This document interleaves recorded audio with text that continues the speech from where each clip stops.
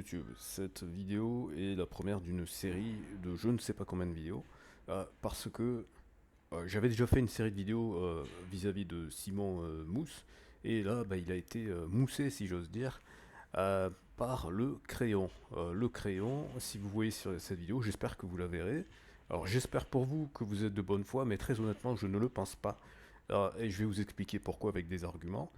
Euh, je tiens d'abord à signaler les qualités de mon adversaire. Simon Mousse est un très bon rhéteur, il est très très fort en rhétorique. D'ailleurs, je l'ai dit publiquement sur X.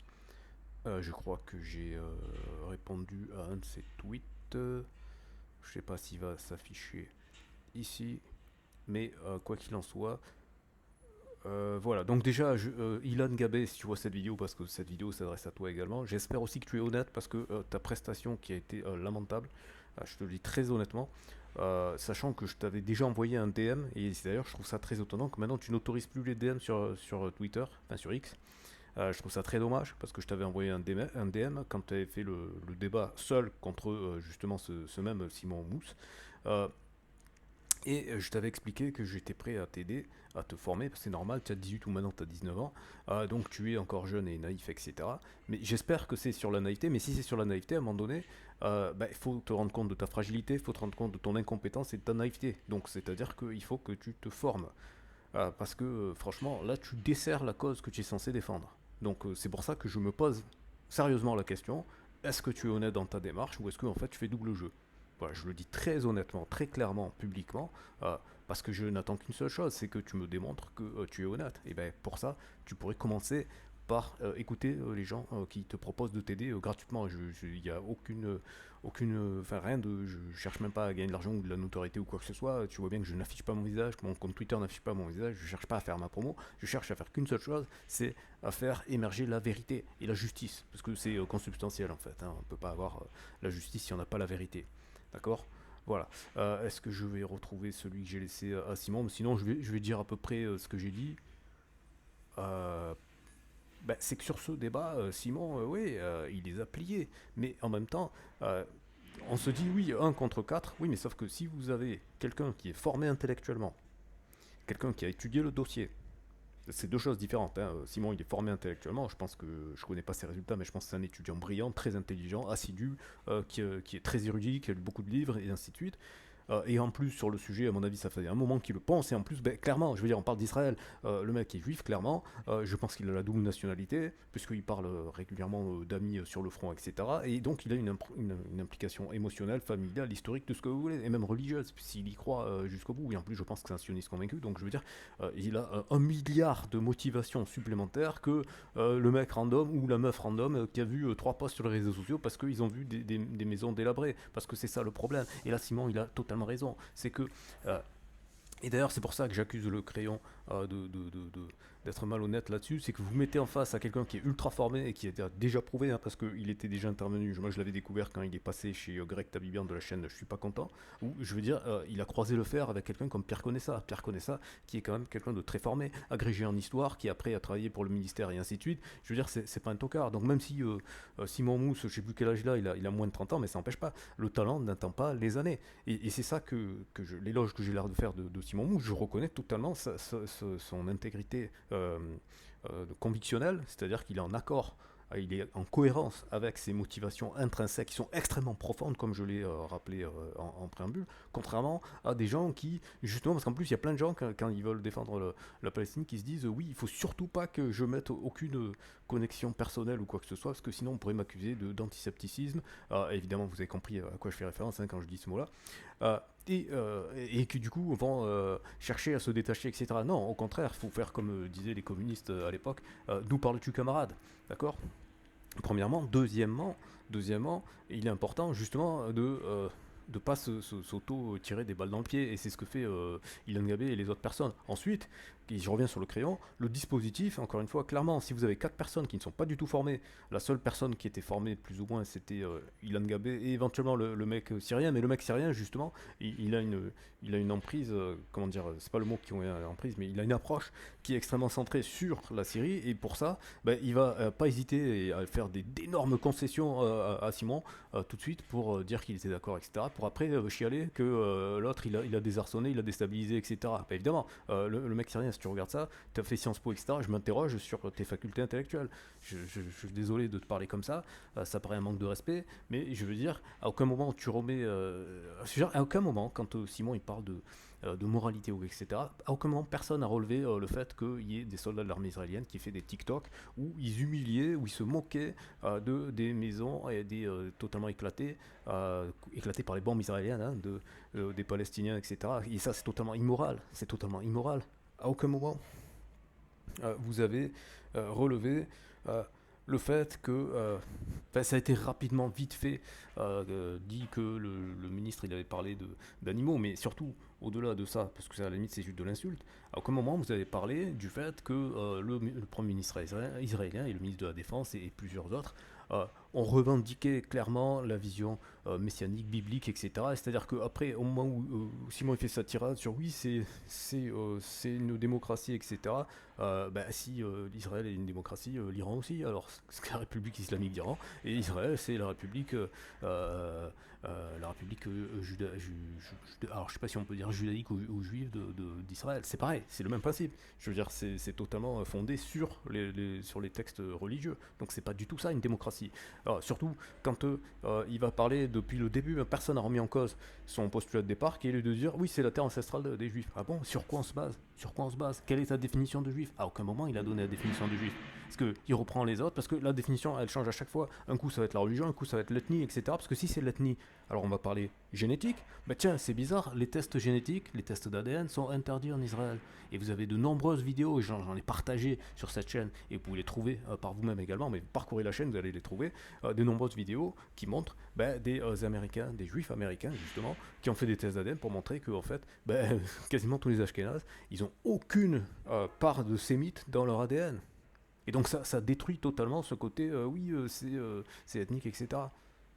Voilà, donc je vais rentrer en détail, pas dans cette vidéo, dans d'autres vidéos. J'annonce que je vais faire plusieurs vidéos parce que, comme je vous l'ai dit, moi justement, contrairement à ce que l'argument que Simon annonce disant oui, les gens qui sont contre Israël ils sont obsessionnels, etc. Ben non, justement, c'est justement parce qu'ils sont pas obsessionnels que la plupart du temps, c'est des gens qui ont été attirés par le pathos parce qu'ils ont vu des choses que quand on est humain, on réagit de cette façon-là, on voit des gens qui meurent, etc. Parce qu'ils sont sensibles à l'injustice, parce que la sensation d'injustice justement c'est quelque chose qui touche tous les humains, qu'ils soient israéliens, qu'ils soient pas israéliens, qu'ils soient sionistes ou pas sionistes, d'accord? Et que justement, comme la plupart du temps les gens ne sont pas directement touchés dans leur chair, ils sont beaucoup moins impliqués. Et d'ailleurs même, Ilan Gabé le dit lui-même, lui, il s'en est aperçu quand il avait 15 ans. Et donc, du coup, il s'est dit mais qu'est-ce que c'est que ça? Il faut que je réagisse. Mais il n'a pas une obsession, justement, à creuser les dossiers, et ainsi de suite. Et c'est pour ça que, bien souvent, il va avoir une approche qui est beaucoup plus émotionnelle que rationnelle, froide et calculée, et organisée, comme est celle de Simon. Donc c'est pour ça que c'est pas un pro-israélien contre 4 pro-palestiniens, c'est un mec surentraîné, très intelligent et qui a des convictions très profondes, très enracinées, jusque même dans sa psyché. Parce qu'en plus, je suis pas en train de dire que Simon est machiavélique ou quoi que ce soit, je pense qu'il croit totalement à son narratif. C'est ça le truc, c'est que vous avez quelqu'un qui croit totalement à son narratif, qui pleinement, qui l'incarne sur tous les aspects. Parce que je vous ai brossé tout son profil intellectuel, mais un profil intellectuel, je veux dire, c'est un outil que l'on va mettre au service de convictions qui, elles, ne sont pas intellectuelles. Les convictions, c'est profond, c'est ancré dans les sentiments, etc. Et je veux dire, c'est là où il va y avoir une différence fondamentale entre les gens qui vont simplement s'indigner parce qu'il y a des gens qui meurent et qui trouvent que c'est injuste, et quelqu'un qui pense qu'il y a un projet messianique, que son peuple il est multimillénaire et qu'il est menacé par tous les coins de la planète et qu'il faut absolument qu'il ait un territoire à lui qui soit préservé, etc. etc. C'est ça la différence fondamentale. C'est très important de comprendre pourquoi justement un gars tout seul peut pulvériser 4, mais même vous en aurez mis 40. Si les 40 ne sont pas formés, si les 40 déjà ne sont même pas intéressés aux différentes prestations de Simon, non serait-ce que sur les réseaux sociaux, parce que je suis quasiment certain que les précédents, ils ont peut-être dû vite fait entendre parler de la prestation de Simon face à Ilan Gabé sur la chaîne d'Éric Morillo, mais déjà, là, encore une fois, là, c'était totalement n'importe quoi. Le dispositif était totalement nul. Voilà, donc ça c'est important de placer tout ça. Donc le crayon, si vous êtes de bonne foi, apprenez de vos erreurs, allez consulter ce qui s'est fait, et si vous voulez faire du buzz, si vous voulez casser Internet, faites un débat, Youssef Indy versus Simon Mousse. Là, je vous garantis que ce sera une autre histoire. Si vous mettez en face à face et vous mettez un temps de parole et que surtout vous faites du fact-checking, parce que c'est ça qui manque là ici, c'est qu'il n'y a pas de fact-checking. Et un fact-checking, c'est pas juste une petite image vite fait, parce que là, ce conflit, c'est étonnant hein, que personne n'ait relevé. Pourquoi est-ce que tout le monde en parle? Parce que c'est le conflit qui est le plus long dans l'histoire récente, et même je crois, enfin c'est l'un des conflits les plus longs de l'histoire. C'est un conflit qui dès le départ était basé sur une injustice. C'est un conflit qui en plus mêle tout un tas d'aspects, l'aspect de colonialisme, l'aspect ethnique, l'aspect religieux, etc. etc. C'est un conflit où il y a énormément d'entités différentes qui ont des intérêts différents. C'est un conflit positionnel, c'est un conflit symbolique. Bref, il y a énormément de caractéristiques qui en font sa particularité. Et c'est très étonnant également que personne n'ait relevé quand il dit oui, c'est l'argument classique, ouais, l'ONU a fait, le pays où ils ont fait le plus de résolutions contre, c'est Israël, c'est scandaleux, etc. Oui, sauf que si Israël existe, c'est grâce à l'ONU. Ça, Emmanuel Macron l'avait rappelé à Bibi Netanyahou avant de se faire souffler dans les branches et de se faire pipi dessus comme un petit garçon qu'il est. Mais un homme assuré, un homme rassurant, est capable de dire les choses clairement et d'appeler un chat un chat. La vérité, c'est qu'Israël a été créé en particulier par l'ONU et que le vote auquel se réfère Simon, il y a des voix qui ont été achetées et ça c'est documenté également. Ensuite, ce serait intéressant de signaler également que systématiquement l'ONU, il y a les États-Unis qui sont systématiquement tous les vétos qu'ils ont utilisés à chaque fois, enfin à chaque fois qu'ils pouvaient utiliser le veto pour sauver les miches d'Israël, ils l'ont fait. Ils l'ont fait même quand ils se retrouvaient finalement à juste eux deux contre le reste de la communauté soi-disant internationale. Il faut savoir également, et ça je vais vous le montrer dans les différents tweets que je vais partager, que l'AIPAC, d'accord, l'AIPAC c'est l'équivalent du CRIF en vachement plus puissant aux États-Unis, est extrêmement puissant aux États-Unis, et c'est pour ça que vous voyez Trump qui lèche les boules de Bibi Netanyahou, par exemple. Donc c'est aussi pour ça, vous avez notamment vous avez l'AIPAC, vous avez le CRIF en France, je veux dire, toutes les chancelleries occidentales sont totalement infiltrées. Et ne me dites pas que c'est du complotisme, c'est factuel et je vous montrerai les sources. Donc avant de passer dans l'émotionnel de c'est complotiste, pas complotiste, c'est factuel. Et vous avez un juif marocain qui décrit tout ça très très bien, c'est Jacob Cohen. Cherchez Jacob Cohen, j'ai déjà partagé des extraits de ses vidéos, allez vous procurer son livre sur les Sayanim, vous verrez que tout ça a été documenté. Et dans les tweets que je vais vous partager, en plus que toutes les vidéos que j'ai déjà partagées, où il y avait quasiment systématiquement des juifs qui parlaient contre le sionisme, pour bien détacher le sionisme du judaïsme. Ce sont deux choses radicalement différentes. Donc tout ça, c'est très documenté. Si vous ne savez pas par où commencer, commencez par lire la BD de Vincent Lemire sur Jérusalem. Regardez les interventions de Vincent Lemire, notamment sur France Inter, où il a fait l'historique d'Israël, où il dit clairement qu'au moment où il y a eu le partage, c'était une arnaque totale. C'était une arnaque totale en défaveur des Arabes et en faveur des sionistes. C'était dès le début. Autre chose, et tout ça c'est en vrac, que si n'attaquez pas cette vidéo en disant oh, on va démoquer cette vidéo. Non, non, les gens, je vais prendre le temps, je vais faire ça sérieusement. Là, c'est parce que je réagis à chaud, pour qu'il y ait une réaction, déjà qu'il y ait un contre-feu, parce qu'il y a plein de gens qui se sont dit ah ouais, il les a mis en slip, surtout notamment Ilan Gabé, il s'est fait ridiculiser, parce que sur la forme, sur la forme, il les a mis en slip. Mais le dispositif était à son avantage, encore une fois, il passait pour le professeur face aux élèves, son expérience personnelle elle le mettait à son avantage, ses qualités intellectuelles le mettaient à son avantage, et le fait surtout que lui, il avait bossé ses dossiers, alors que les autres, ils étaient simplement des petits-enfants qui avaient récupéré 2-3 tweets, 2-3 citations, un ou deux poèmes, et qui disaient que ça y est, ça allait faire le job. Non. Le pathos, c'est bien pour le public, mais le pathos, ça marche pas face à quelqu'un qui a une approche rationnelle. Et Simon Mousse a une approche très rationnelle. D'ailleurs, moi, je le dis très honnêtement, Simon Mousse, moi je serais éventuellement d'accord pour débattre avec toi, mais j'ai pas la prétention spécialement d'être supérieurement intellectuel à toi, du point de vue de ce débat-là, parce que je pense que je suis beaucoup moins formé sur ce sujet que toi. Par contre, et c'est là où il y a une différence profonde, c'est que, contrairement à toi, moi je n'ai pas d'attache émotionnelle là-dessus, puisque je ne suis ni juif, ni arabe, ni musulman, ni chrétien, ni quoi que ce soit, je n'ai pas d'attache par rapport à ce territoire. Donc la seule chose qui me motive dans cette affaire, c'est la vérité, c'est la justice. Et c'est parce que profondément la situation est injuste et que la vérité n'est pas dévoilée complètement que j'ai l'intime conviction que cette situation doit être réglée de la façon la plus juste qui soit. Donc, qu'est-ce que je veux dire par là? Je veux dire par là que peut-être que sur un débat sur la forme, comme ça, tu pourrais éventuellement me battre, ça j'en sais rien, très honnêtement, mais sur le fond, sur les faits, et c'est pour ça que je m'inscris dans la durée, c'est pour ça que je m'inscris sur les faits, parce que le débat, c'est pas la forme ultime d'accès à la vérité, c'est même la forme la plus mauvaise pour accéder à la vérité. Parce que dans un débat, c'est comme un combat de boxe en fait. La seule chose qu'on veut voir, c'est qui va avoir le dernier mot. Et celui qui a le dernier mot, c'est pas forcément celui qui a raison, c'est pas forcément celui qui dit la vérité, c'est pas forcément celui qui est en faveur de la justice. Et c'est ça qu'il faut bien comprendre, les gens. C'est que si vous vous contentez de regarder les punchlines ou qui frappent le plus fort à l'oral, ben, c'est pas comme ça que vous allez accéder à la vérité. Donc il faut se poser les bonnes questions. Est-ce que vous cherchez la vérité et la justice, ou est-ce que vous cherchez juste du divertissement? Parce que là, le crayon, ce qu'il vous propose, c'est un divertissement. Ce n'est pas du tout un accès à la vérité, ce n'est pas du tout un accès à la justice. Parce que derrière ça, eh ben, il y a des gens qui meurent tous les jours. Derrière ça, il y a aussi des conséquences dans les chancelleries occidentales, il y a des conséquences dans la gestion des pays occidentaux, il y a des conséquences dans les faits de la vie de tous les jours des Occidentaux. Parce que, ben oui, qui finance Israël? Ben ce sont les Occidentaux. Donc c'est l'Union Européenne, c'est les États-Unis. Donc ce sont nos impôts. Donc c'est aussi pour ça que ça nous regarde, Simon. Parce qu'en toute honnêteté, eh ben oui, qui c'est qui passe à la caisse pour payer Israël? Ce sont les Occidentaux. Donc ça les regarde. Donc chaque citoyen a le droit et même le devoir d'exiger et de demander la vérité et la justice sur cette affaire et de la régler une bonne fois pour toutes. Voilà, cela étant dit, je vais vous donner quelques tweets, puis après je vais arrêter. Donc là, je rappelle un tweet que j'avais déjà partagé hein, sur l'obsolescence de l'homme de Günther Anders, publié en 1956. Voilà, je vous mettrai le lien en description, et je vous invite de toute façon à vous procurer son livre et à le lire.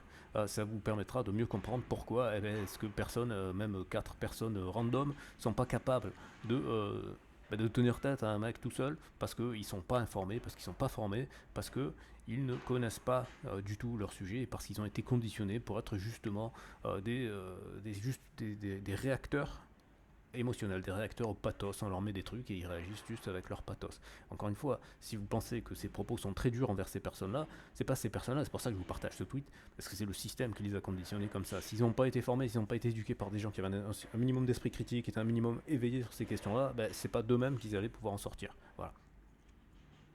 Alors vous avez ici donc le témoignage d'un juif libanais de 1982 qui traite ouvertement Israël de nazi. Voilà. Donc tout ça pour dire que Simon a totalement tort quand il dit oui c'est un caractère obsessionnel, c'est des gens qui sont des ennemis d'Israël ou quoi que ce soit. Ben non, lui c'était c'est un juif libanais, d'accord. Donc tu peux pas l'accuser d'antisepticisme, tu peux pas l'accuser de toutes ces choses-là. Et c'était il y a 40 ans et donc il disait déjà ces choses-là.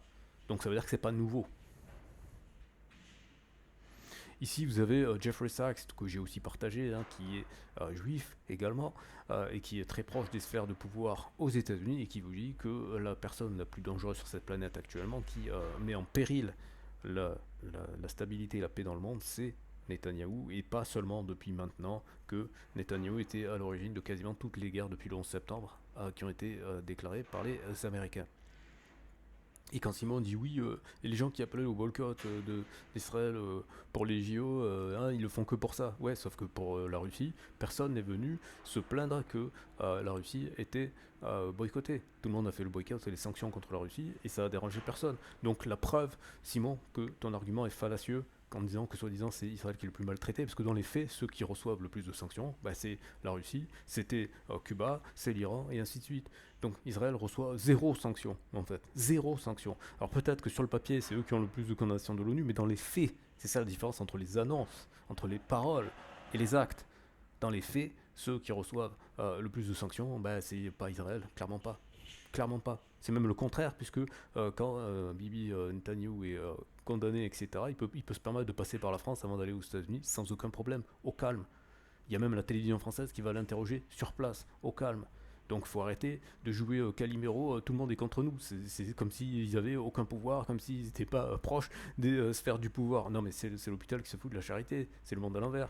Alors ici vous avez Suppress News qui vous dit quoi? Qui vous dit que Yoav Galant, il dit que 80 tonnes d'explosifs ont été utilisés pour assassiner l'ancien chef du Hezbollah en Iran. 80 tonnes. Je ne sais pas si vous vous rendez compte les gens. C'est absolument stratosphérique. Ici, vous avez quelqu'un qui explique la directive Hannibal. Donc ça, bah, pareil, je vous invite à aller voir. Donc la directive Hannibal, hein, pour le dire, je crois que j'en ai déjà parlé, mais je le redis, c'est important. Parce que ça aussi, ça n'a pas du tout été évoqué pendant le débat. La directive Hannibal, c'est que les soldats israéliens, ils sont censés tuer les otages plutôt que, enfin tuer les civils ou même leurs propres collègues plutôt que de les laisser se faire prendre en otage par les ennemis. Et le 7 octobre, bah, ça a été appliqué, donc il y a des Israéliens qui ont été tués par leur propre armée. Ici, vous avez donc l'ancien secrétaire d'État-chef, enfin je sais pas trop quel est ce poste aux États-Unis, qui dit que les Palestiniens avaient le droit de se défendre le 7 octobre. En fait, c'est même la charte des Nations Unies qui dit que tout territoire occupé a le droit de se défendre. Hein, parce qu'on a tout le temps nous rabâche Israël a le droit de se défendre, ouais, ben, sauf que les gens occupés, ils ont le droit de se défendre également. Alors ici, qu'est-ce qu'on voit? On voit ben, une personne qui a été... Alors attendez, je vais remettre le début, voilà. Voilà, donc c'est ce gars-là, Hussein, qui a 11 ans et qui s'est fait complètement défigurer, hein, comme vous pouvez le voir. Donc il était à la maison, il jouait sur son téléphone comme des millions d'adolescents de son âge font en France, en Israël, aux États-Unis et partout ailleurs sur la planète. Donc son téléphone a sonné et ben voilà, c'était ça. Je crois que ça doit être une victime collatérale du coup des beepers. Donc il a reçu une notification bizarre et il a juste appuyé sur OK et donc ça a dû provoquer et ça a explosé. Voilà. Voilà. Donc ça c'est ce qui avait été célébré comme étant le coup de maître, le coup de génie d'Israël, etc. D'arriver à infiltrer les téléphones portables, etc. pour pouvoir tuer plein de mecs du Hezbollah en même temps. Ben voilà, voilà le coup que ça a eu. Le coup que ça a eu, c'est des victimes collatérales. Voilà, c'est ça le coup de maître. Bravo les gars. Alors là, c'est encore plus savoureux, si j'ose dire. C'est que vous avez la preuve que Israël a financé le Hamas. Donc quand Israël vous dit oui, oui et Simon en tête de liste, ouais, le Hamas, des terroristes, etc. Alors, déjà, la définition de terroriste dans la mission, franchement, ça me fait marrer, parce qu'il y a le côté intention de malveillant, je sais pas quoi. Non, le terrorisme, ça veut simplement dire que je crois que c'est pas le choix qui le disait très bien. Il va terroriser les terroristes. Les terroristes, c'est ceux qui pratiquent la terreur. La terreur, c'est-à-dire d'utiliser des actions qui soient significativement marquantes pour faire peur à l'adversaire. Et donc c'est ce qu'on appelle les guerres asymétriques, où vous avez d'un côté une puissance qui est faible contre une puissance qui est forte. Et la puissance qui est faible, comme elle ne peut pas affronter la puissance qui est forte sur un terrain de bataille traditionnel, puisque ben, là, dans ce cas-là, c'est la loi du plus fort, littéralement. Donc ils se font éclater. Donc ils utilisent des stratégies pour pouvoir faire peur à l'adversaire, pour que l'adversaire, c'est une guerre psychologique, pour que l'adversaire se décourage et arrête. C'est typiquement ce que les Vietnamiens avaient utilisé contre les Américains, parce que bah, les Vietnamiens faisaient des attentats contre les Américains pour que les Américains dégagent et sortent de l'occupation. C'est aussi d'ailleurs pour ça que le Vietnam soutient les Palestiniens, parce qu'ils savent ce que c'est qu'une guerre d'occupation. D'accord. Voilà, donc là je remets vite fait. Voilà, donc Ehud Barak, c'est pas le guignol du coin. Ehud Barak, c'est un ancien premier ministre israélien. Donc si lui, il est antisémite, alors je sais plus qui sont les antisémites. Faut arrêter de déconner à un moment donné. Comment Israël a aidé à construire le Hamas? Donc c'est Ehud Barak qui parle, qui dit, donc, enfin c'est le journaliste qui dit à Ehud Barak, donc vous êtes en train de dire que Bibi Netanyahu a délibérément boosté le Hamas pour essayer d'empêcher un État palestinien. Et lui il dit, ben oui, bien sûr. Il a délibérément, systématiquement, et il a même dit euh, que Israël.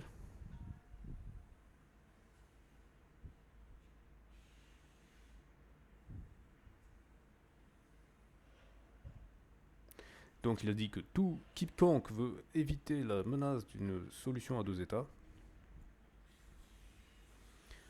doit soutenir ma politique et payer la protection au Hamas.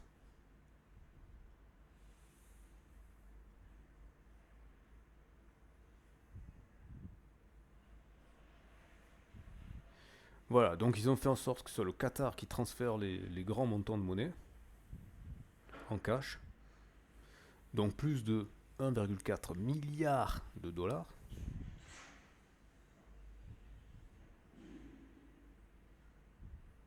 Donc en faisant ça, ils ont augmenté la puissance du Hamas. Donc ils ont fait tout ce qui était possible pour être sûr que le Hamas contrôle Gaza. Et maintenant ils vous disent, ah ben ouais, regardez, Hamas il contrôle Gaza, donc on est obligé de tout bombarder.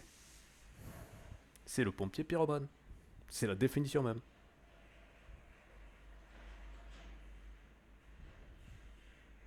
Et l'autorité palestinienne contrôlera donc West Bank en français, c'est ce qu'on appelle la Cisjordanie.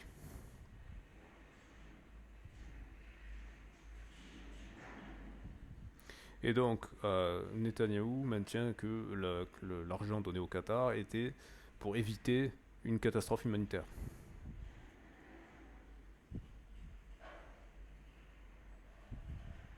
Donc maintenant que Netanyahou avait financé le Hamas pour qu'il devienne fort, ben maintenant il allait le détruire. Donc voilà, typiquement c'est ce qu'on appelle le pompier pyromane. Alors ici vous avez des activistes qui sont donc des Américains, en l'occurrence des Américaines, pour montrer ce que l'armée israélienne a fait aux Palestiniens, et notamment aux femmes enceintes qui se font frapper, et certaines qui ont perdu leur bébé. Donc là, vous voyez donc cette vidéo des années 87, où vous avez le gouvernement des affaires étrangères. Non, pardon, aujourd'hui, un gouvernement étranger, Israël, a opéré, a fait du lobbying au Congrès américain. Donc c'est le l'AIPAC, American Israel Public Affairs Committee, donc c'est l'équivalent du CRIF, hein, donc c'est, euh, c'est les sionistes américains en faveur d'Israël. Ils demandent.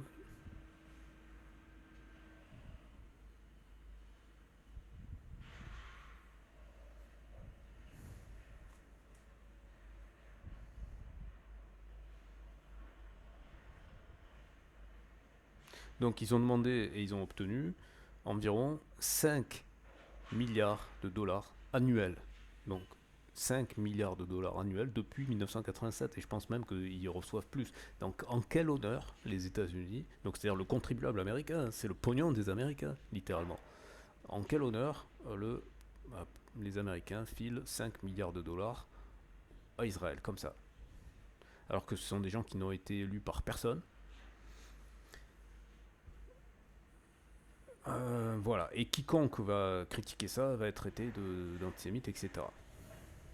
Voilà, donc pareil, je vous laisse aller voir ces choses-là. Euh, Ici, vous avez peut-être ce qui a motivé les gens à attaquer le 7 octobre, c'est, vous voyez, alors attendez, je vais vous remettre pour que vous compreniez bien ce qui se passe. Donc des gens qui disent le prophète Mohammed est mort.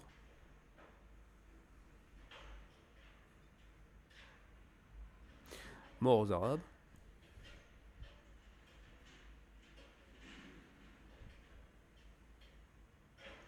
Et quelqu'un qui dit clairement la deuxième Nakba va arriver. Donc il s'en cache même pas.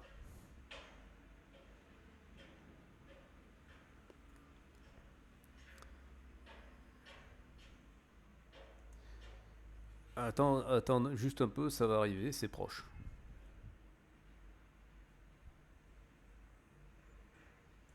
Alors attendez, je peux. Parce que c'est tellement. Vous allez finir dans les camps de réfugiés. Et lui qui dit l'Arabie Saoudite est avec nous. Donc quand Simon il disait ouais, Ilan Gabé ou je sais plus qui, ouais, t'es pas contre l'Arabie Saoudite, mais l'Arabie Saoudite ils suivent Israël. Euh, voilà. Bon, je vais arrêter cette vidéo parce que là j'ai du travail, j'ai un cours. Euh, je reprendrai d'autres vidéos pour partager d'autres tweets. Et ensuite, je ferai une réponse point par point à toutes les questions qui ont été évoquées par Simon. Donc encore une fois, Simon, si tu vois cette vidéo, ça m'intéresserait que tu vois cette vidéo. Si tu es honnête, très honnêtement, j'en doute.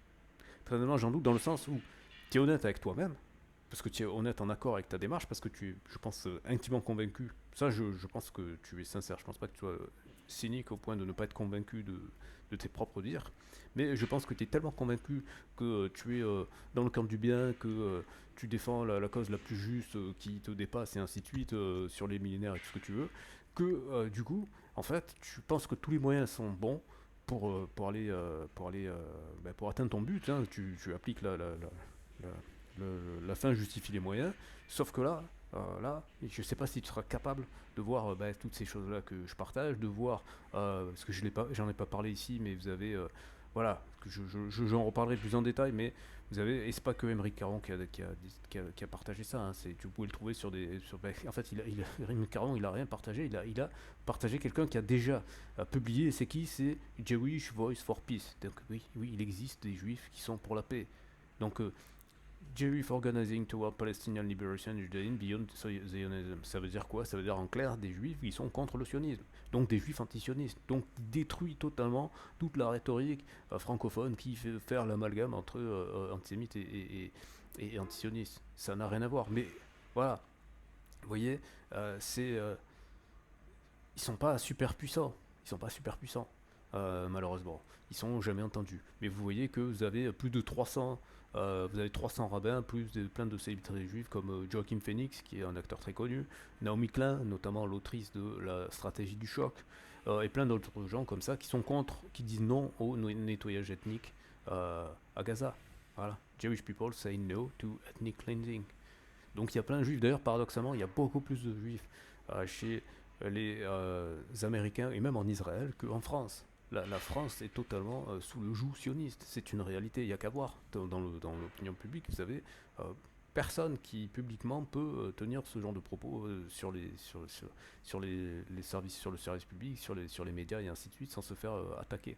Voilà. Alors qu'aux États-Unis, par contre, c'est possible. Euh, Même en Israël, c'est possible. Même si en Israël, les manifestations se font réprimer violemment. Donc voilà.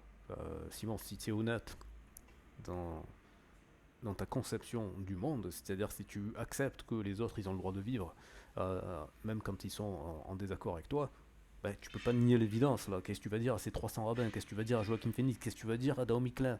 Que c'est eux qui sont dans l'erreur et que c'est toi qui as raison? Et non. Et non. Là, tu es obligé de te rendre face à l'évidence. Ces gens-là ont raison et c'est toi qui as tort. Et ne viens pas avec ton argument de ouais, ils peuvent se tromper, les 300 rabbins se sont trompés, Joachim Phoenix s'est trompé, Naomi Klein s'est trompé.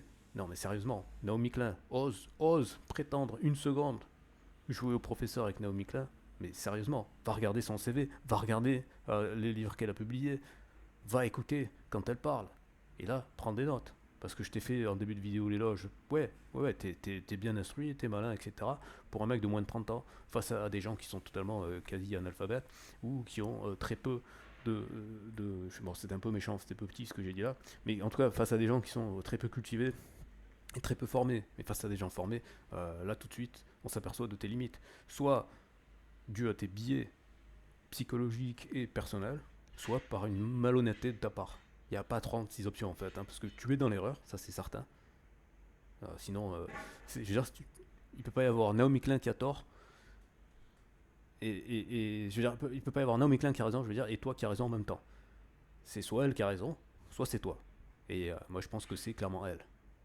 Elle a beaucoup plus de bouteilles que toi, beaucoup plus d'expérience que toi, beaucoup plus de culture que toi, beaucoup plus de développement intellectuel, beaucoup plus de conviction.